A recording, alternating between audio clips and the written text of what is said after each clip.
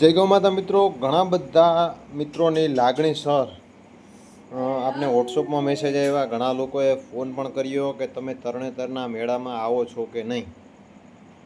તો મિત્રો, આપણે આગળ જે પ્રમાણે વિડીયો મૂકેલો હતો, મારા વાછડાને લંપી નામની જે બીમારી છે, ભયંકર છે, ચેપી છે, જે એકબીજાથી પ્રસરે છે, આવવાનું કન્ફર્મ હતું, ફાઇનલ હતું. આપણે બધાની લાગણી, તમારો બધાનો પ્રેમ અને સાથ સહકાર, અને મને પણ આવવાનું ખૂબ મન હતું ને હું આવું છું દર વર્ષે. તો એવું થયું કે ભાઈ આપણે ત્યાં જવું નથી.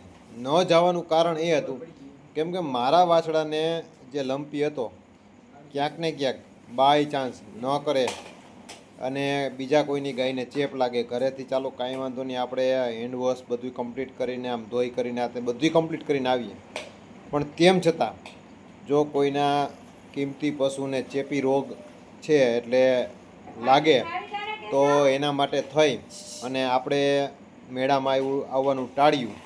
અને આવનારા વર્ષમાં આપણે ચોક્કસ મળવાનો પ્રયત્ન કરશું અને આવશું.